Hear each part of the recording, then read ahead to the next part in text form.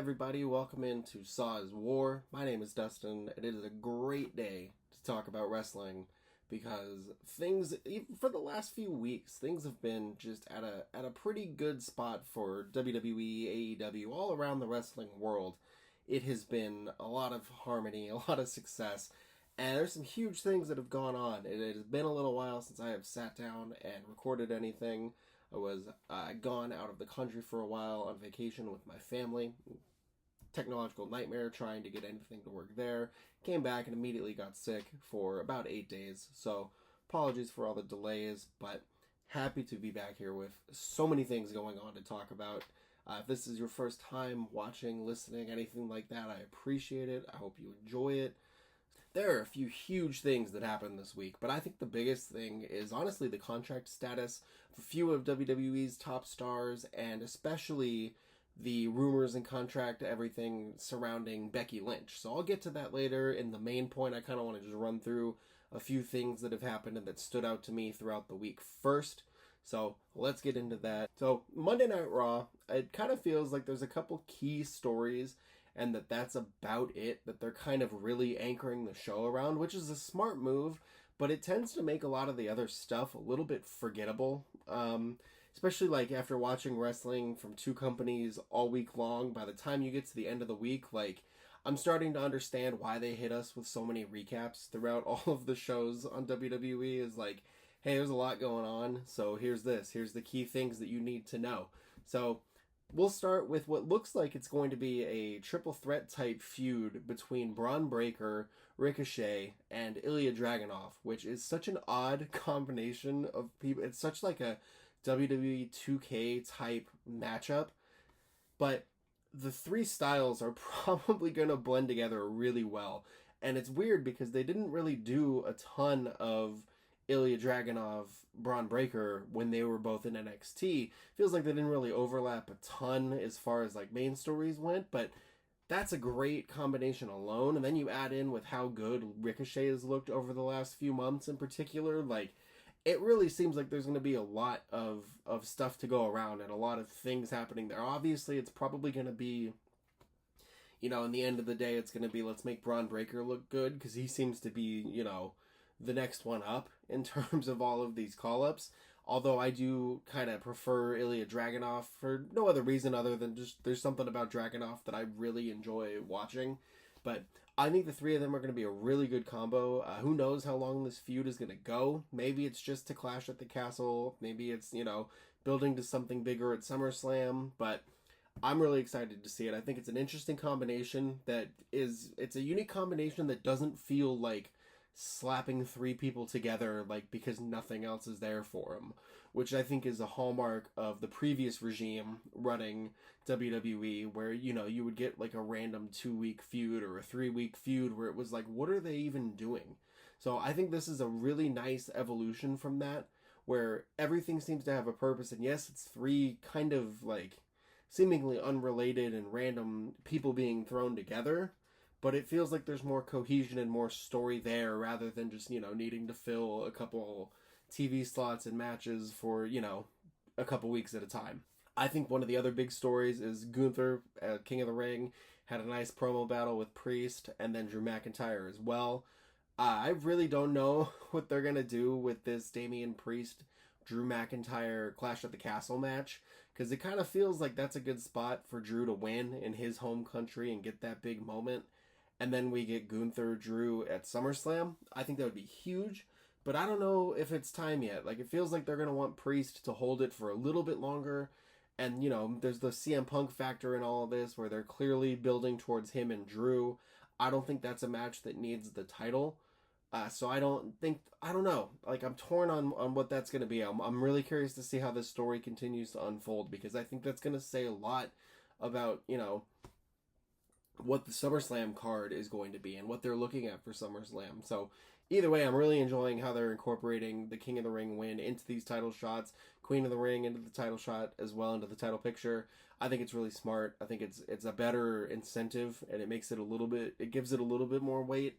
So I'm happy to see that. It's clear that that's going to be a big story. They've already kind of hinted at the Randy Orton Gunther rematch too Who knows when that'll happen, but that's smart to keep there too, because those two guys worked very well together, and I think that, there's definitely tons of value in running that back again just at some point. Having that in the pocket is a great thing to have, just to randomly pull out when you need it.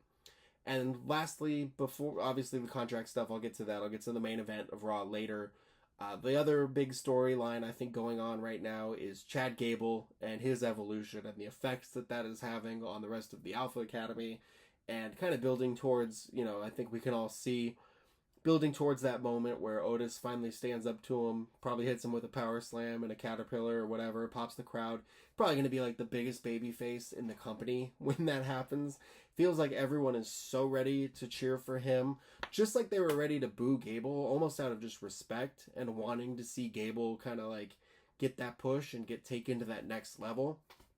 I still think the best move there is to pair him with the Creed brothers. Maybe Ivy Nile too, just because they seem to work so well together as a trio. But hopefully that's where this is all going. Hopefully it's Alpha Academy stands up and says no more. So he brings in the Creed brothers and we get that as like the first big feud. That would be really cool. Either way, the work that Gable is doing is unbelievable. That dude is getting You Suck chants in his music, and they are just like, the announcers are just hammering that home. They are just, oh, you know who else got You Suck chants? It's Kurt Angle. Oh, Kurt Angle was also an Olympic gold. Like, oh my God. It's incredible. It's incredible that we have gotten to this point as quickly as we have with this heel turn. It's clear it was really much needed, and it's given him that refreshing, that coat of paint that he needed to get to the next level after, winning so many people over and opening so many eyes with like the heart of his babyface run leading up to WrestleMania. So I'm very happy to see that. He is someone that I hope gets a title soon, gets at least like a prominent spot in consistent top matches, because he is an absolute workhorse.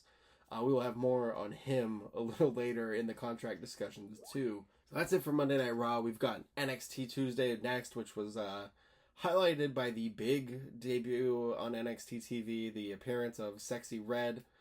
Booker T, I don't know if you heard Booker T, if you missed this, Booker T's got Queen Charmel at home. He's got a wife at home. I don't know. Some of the stuff he was saying while she was making her entrance, he's always good, but there was just, he was extra special on this night. And NXT was good. There were a couple huge surprises that, even like looking back at like the matches, I didn't really think any of them were like spectacular. It still felt like NXT was the best show of the week as far as WWE programming went, just because of the two surprises that Shawn Michaels pulled out of his back pocket, which are that Roxanne Perez will defend the NXT Women's title at Battleground against TNA Knockouts champion Jordynne Grace. There was all these reports that Roxanne had no idea who the challenger was going to be. She asked to be surprised because she wanted the moment to be authentic, and that is crazy. To get Jordynne Grace over there, it is apparently a 3-appearance, $100,000 deal, which is crazy, and that is such a good sign moving forward for WWE and TNA kind of running these collaboration type things.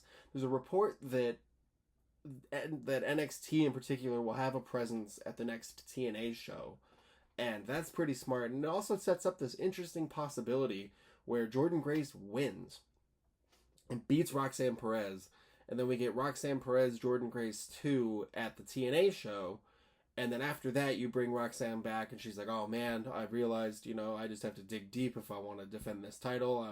I'm never letting anybody take it again now that I know. And then boom, Julia debuts. That is apparently the plan. There were reports that Roxanne Perez was working stiffer matches trying to get ready to wrestle Julia, who is presumed to be coming to NXT in July. So I think that's a good way to do it and not keep it predictable. And it also gives a huge bump to TNA, and I think it could be a mutual beneficial thing for both companies. Obviously, we've seen what it's done for, New Japan and AEW with Forbidden Door. Then you have these new companies that they're starting to work with, CMLL and others. So I think it's really smart. I think it's the more collaboration, the better. And that wasn't it. We had another huge surprise on NXT. I thought that was it. I was, oh man, they can't possibly get any bigger hit than this. Like, this is crazy. And in the main event, we get all ego Ethan Page, fresh out of AEW, to the point that the announcers were even like, "That's Ethan Page, isn't he in AE?" And they have to like stop themselves from saying it because Ethan Page's contract like just came up like 2 weeks ago, and he comes out in the main event segment and attacks Trick Williams, and it looks like we're gonna get Trick Williams, Ethan Page, a battleground, which is incredible. And Ethan Page took to social media the next day, kind of shot down reports that he had signed with WWE. He made it pretty clear that he had not signed anywhere yet. Who knows how true that is? That could just be part of the story.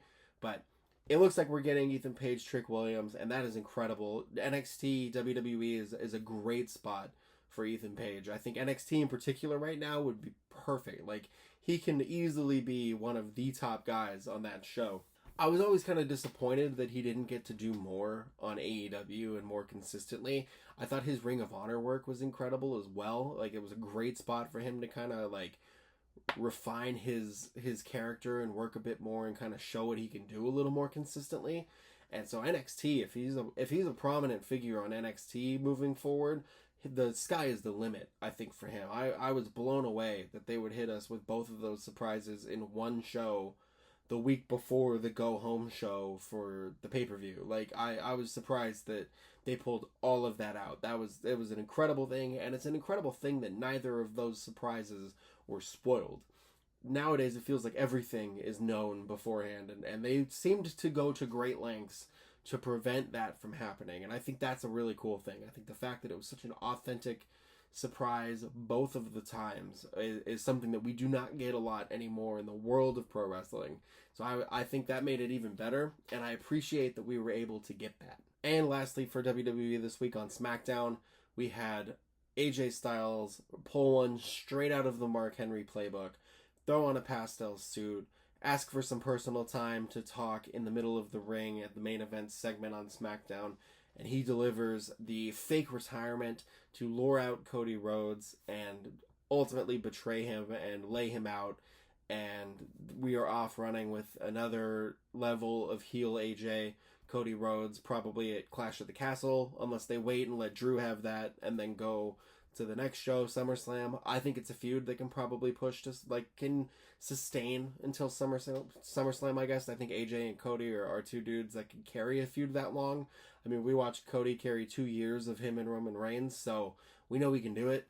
Other than that, it was kind of like an interesting low-key episode of SmackDown. It feels like not a whole lot happened. We're going to get Bayley versus Piper Niven for the women's title at Clash at the Castle, which will be a very good match as well. And it seems like we're building towards a split for A Town Down Under. They're gearing up probably to face DIY for the tag team titles soon. I wouldn't be surprised if DIY finally wins it there, and then we go on and get a singles run for both of those guys, Waller and Austin Theory. But it's kind of just, it's kind of there. Like, we'll see where it goes and the other things happening on SmackDown goes. But right now, it feels like the biggest storylines outside of, Cody and AJ are on Raw and on NXT, especially with these surprises. So I'll be curious to see what SmackDown does. I know the Fox deal comes up soon, so I kind of thought maybe they would start to, wind things down a bit before moving to the new network and ramping back up in terms of huge marquee storylines. Who knows how true that is? We'll see. But that's just kind of what it feels like. I don't know if it's just a lull or if it's just, the stories being more engaging to me on Raw and on NXT, but that's just kind of how it's felt the last couple weeks. But I thought this fake retirement angle was very, well executed, even though it was, we've seen it before. Nothing new. It was a lot of the same stuff, even down to, they hold their arms up together and then he lays them out, and then it just felt like beat for beat. It was that Soulja Boy word for word, bar for bar. That's it. I put a side by side post up, and it's so similar that obviously it's intentional, and it's nice to pull back from those old segments. But it was just funny, and I saw so many people shocked online, and it's like, dude, I'm old. I must be old if all these people were like, I did not see that coming. I'm old and have been watching wrestling far too long, I think, were my two biggest takeaways from Friday Night SmackDown this week. Wednesday Night Dynamite this week was from the Kia Forum in LA, And it was a very good show. I think they had a lot of consistent matches across the board. They made a couple of big decisions that I am surprised that they would do right now, but it does kind of feel like AEW style. The biggest news is that we have a new number one contender for Swerve Strickland's AEW World Heavyweight title, and that is Will Ospreay. The Billy Goat himself won another Casino Battle Royale to become the number one contender. He is already the AEW International Champion that he won versus Roderick Strong at Double or Nothing, which he got the opportunity for by winning a Casino Battle Royal. So, I don't know what they're going to do. Swerve Ospreay is a huge match, and that's actually a match that I think a lot of people had penciled in for the main event of All In Wembley in a couple months. So the fact that we're getting it earlier at Forbidden Door is bold. It's a crazy idea. And, you know, especially when the whole concept with Forbidden Door is you know, kind of top guys versus top guys from other companies. And it puts AEW in an interesting spot because it is clear that Ospreay is being pushed as like one of the top guys, if not the top guy in the company. The way that they promote him and the way that he's performing and the booking that he has had so far is exceptionally strong. And Swerve is kind of just getting started in this title reign, and he had such an organic growth and path to the title that now here we are like a month and a half, 2 months into Swerve's reign, where he's defended it, you know, a couple times, one pay-per-view against Christian Cage. I don't think anyone thought he was losing that, but still. Now here we are where either Swerve is going to beat Ospreay and, you know, get that first huge credible win of his reign and really establish himself, which it would be huge with how they've booked him and the way that he's been presented. It would be a huge moment to have Ospreay's first AEW loss come to Swerve and come in that match. Or Ospreay wins and gets the title and Swerve's reign feels a bit hollow.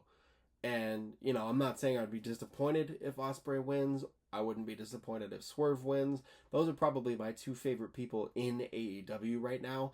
I think both of them are just on an insane level and on an insane run.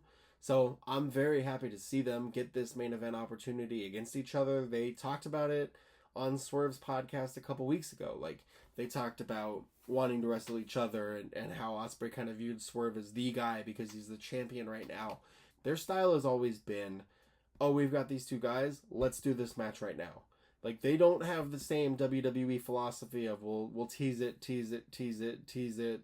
Okay, now let's do it. Like, AEW is very like, oh, we have this cool thing we can do, let's do the cool thing and figure out the rest from there. And that's something I like about it. Because a lot of the time with WWE, it feels like they wait so long that then someone gets hurt, something happens, something comes up, something else gets in the way. And some of those dream matches that we want to see just kind of don't happen. And they just keep not happening, and we just keep waiting and waiting. And AEW is basically the like exact opposite type of philosophy. Where they're like, we have this cool matchup we can do that people want to see, everyone would enjoy, let's just do it and give the people what they want right away, and we'll figure it out from there. And I think that's a cool idea. I think it's a smart way to do things to an extent. Obviously, there's a lot of value in waiting and building towards big things, but you have two big stars on runs like this, and you can put them together for one of the bigger shows. It's interesting. Like I said, I thought it was going to be the All In main event because All In is clearly like shaping up to be the bigger show. It's the Wembley Stadium show, the second one. The first one was a huge success, so I would have bet any amount of money that they wanted to do that again and to have that giant match there. So the fact that we're not getting it there, maybe even this is something where they, you know, time limit draw and then we go to All In for the tiebreaker or something. Like, I can't imagine that this is going to be a one and done type rivalry. So we'll see what happens. It's put them in a really interesting booking decision. And I'm curious to see what it's going to be, but I'm going to enjoy the story that they tell because, like I said, these are two of my favorite, probably my favorite wrestlers in AEW right now. And so to see them get this opportunity is going to be something very, very cool to watch, kind of no matter what they choose to do. The other big moment from Dynamite this week was that we got Mercedes Moné's TV re-debut or AEW in-ring debut. She took on Sky Blue, who revealed that she was the attacker that laid out Mercedes 2 months ago. If you remember that. If you don't, it's okay. They played all the footage again and talked about it again. And Mercedes was coming off a very good match with Willow Nightingale where she won the TBS title. And so this was her first defense, her first TV match in AEW, her first TV match in like a year and a half, 2 years almost. So it was really cool to see, and it was a surprise to get it the way that we did, where it was kind of like booked and announced on the show. Like, it wasn't like advertised before, none of that. It just kind of happened. And that just felt like an interesting strategy. I did think it was cool, though. I enjoyed the surprise, and I thought it was a really good match. I thought that they paired well together. I think Sky Blue continues to be one of the most improved in AEW as well, and so it was cool to see her get that spot. On Rampage, we got the news that Chris Jericho was stepping away from commentary. They worked it in as he was trying to stay out of harm's way after getting attacked by Hook a couple weeks ago while he was at the desk. So Matt Menard is going to take over now, and I love him on commentary too. I think he's a great voice on commentary. I haven't read anything about why Jericho is actually not doing it anymore, if there was anything that led to it, or if this is purely like a creative thing as part of this angle. So we'll see what happens with that. I think Jericho provides a lot on the commentary table when he's not in character, really pushing whatever, his newest angle or story is. I think when it's just him kind of providing that insight and being that third commentator, he fits in great. And that's something I think he's going to be good at once he stops performing in ring too. He's a natural choice to kind of slide over to the commentary table once he does finally decide to call it quits, which who knows when that will be. Now, in this next part, I talk a bit about WWE contracts coming up and all of the rumors surrounding some superstars whose deals are expiring this month. And something I completely forgot to mention, I don't know if it's just being sick, not having it written down, but this is going on both ways. So there are a few AEW stars that are also having contract issues and expirations. Mark Henry just revealed that he let his contract expire and he's leaving. Jake Hager is no longer under contract with AEW. So this isn't just a WWE thing. And I think it's probably, a more exciting type of prospect too, because that means that there's going to be a lot of movement, hopefully both ways, getting people fresh starts, getting people more opportunities, and kind of seeing who can fill those voids from those people leaving. Even if creative doesn't have the most stuff for them currently, them leaving is still going to open up that opportunity, hopefully. So it's not just a WWE thing. Sorry for completely forgetting to mention it, but here we go. We'll go right back into WWE contracts. But the main topic I wanted to talk about today, I mentioned it before at the start, the main topic I want to talk about are all of the contracts that are coming up soon for WWE. We have Chad Gable's contract supposedly up sometime this month. We have Ricochet's contract supposedly up sometime this summer.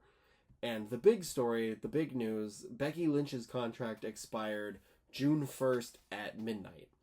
So I kind of look at this in two different ways. I think that in the case of guys like Gable and Ricochet, that this is a WWE type strategy. Like this is like the calls are coming from inside the house type thing, where they floated out there that these guys are they're coming due on their contracts, then they can re-sign them and make it a big deal like, oh, we got them. There was so much talk about WWE missing out on free agents when it came to Ospreay and Okada. The way people talked about WWE missing out on that felt like something that they would notice and that they would be like, well, I guess we gotta really go hard now. And so even if they're doing it organically with their own people, they're going to, I think, try to make these seem like huge re-signings. I would be shocked to see Gable in particular leave. Ricochet, you could tell me either way. You could tell me he stays. You could tell me he leaves. I probably wouldn't be shocked, but his fiance is the WWE Raw announcer, or ring announcer, so it doesn't seem like he's going to just pack up and leave. He's in a pretty good spot. So we'll see, but I really think this is a case of them leaking that information to make it a bigger deal when they do re-sign, so they could be like, look, we retained these two huge stars. We signed them to huge, cool deals. Like, everything's perfect. In the case of Becky Lynch, though, I have no idea what could be going on with that. She main evented Raw versus Liv Morgan in a steel cage match for the women's title, which she lost. She came up short. And afterwards, Liv Morgan celebrated by kissing Dom Mysterio. That's a can of worms of a storyline. We'll see what happens with that, but I have a lot of thoughts on that as well. And it really kind of sank in after that and after the show that Becky Lynch was clearly not going to re-sign right now. There are all these reports that she wants to take an extended time away from the ring, probably, to be a mom and to raise her daughter and focus on other ventures and things. Seth Rollins is also out right now recovering from all the different injuries that he had sustained over his last run. And it's interesting. She's 37 years old. She has been in WWE basically her entire career. I don't think there's a chance she leaves and goes to AEW. I think this is more of a case of she either comes back to WWE and goes on another run or two, or she might be, interested in getting out of the wrestling game for a while. There's clearly other ventures she wants to get involved in. She had number one selling book that came out a few months ago. She had her acting that she did on, I think it was Young Rock. Who knows if she wants to get into that a bit more. It feels like there are going to be a lot of options open for her, and it's interesting because it seems like she's such a fixture on WWE programming that people kind of seem to have pretty extreme reactions. Like, I think a lot of people have gotten tired of her and her prominence on the card, kind of similar to how it was with Charlotte Flair before she got injured, where it was like, dude, let other people have the opportunities. Why is it always them? Why is it always them? But on the other side, I don't know if there are many wrestlers better than Becky Lynch is at making other people look like complete megastars. Like, her willingness to go out there and lay it all on the line and have these crazy matches and make her opponents look great. She just comes across as someone that is very selfless. And I think that that's an important thing to have in wrestling. And I think that's probably part of why both of these companies, AEW and WWE, are in such good spots right now, is because they have a lot of selfless performers that are more interested in making everything look good than they are in kind of like bumping their own numbers and making sure they look good. And I think Becky Lynch is one of the figureheads of that ideal and of that type of performer. I think Bayley is also one that you could say is right there too, in terms of being super willing to do whatever they need to make sure that the story is good, that the matches are good, that their opponent looks good, whatever. They are clearly some of WWE's most important and most valuable performers. So Becky Lynch leaving for any period of time is going to be a big thing, because that is a top level star, not just in the women's division, but in the company. It's a top level star that is just leaving. And when she leaves, that means opportunities to help young wrestlers kind of make a name for themselves in feuds with her also leaves. And that kind of tightens the pool a little bit in terms of, okay, now what do? We have this huge, deep women's roster and one less bona fide star to test them with and to let them cut their teeth against. So I think in that regard, her value is immeasurable for WWE. So if she were to decide to go to AEW or somewhere else to continue wrestling outside of WWE, that would be a huge, huge loss. And I think that's probably why I don't think that'll happen.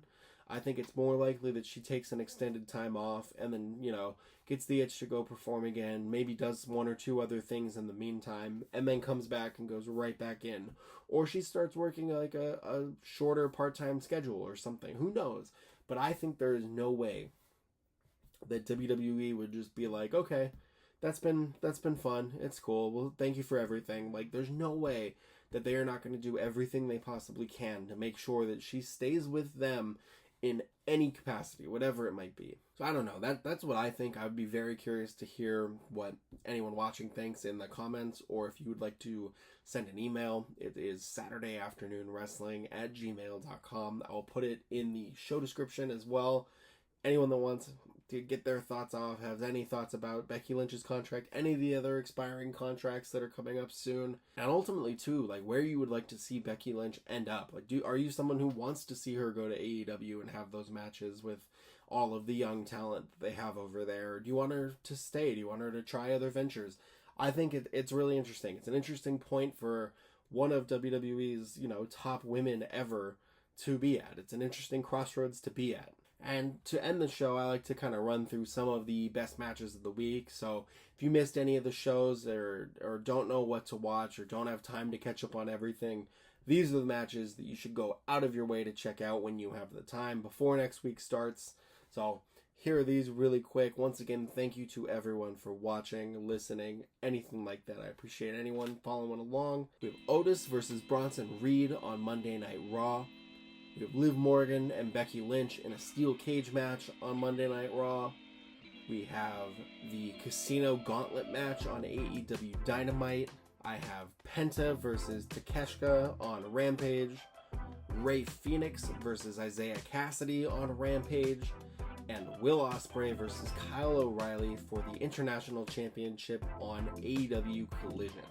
So if you have not seen any of those 6 matches, please make sure you do. Thank you very much for watching. Enjoy the rest of your weekend. Have a good week. I will see you soon.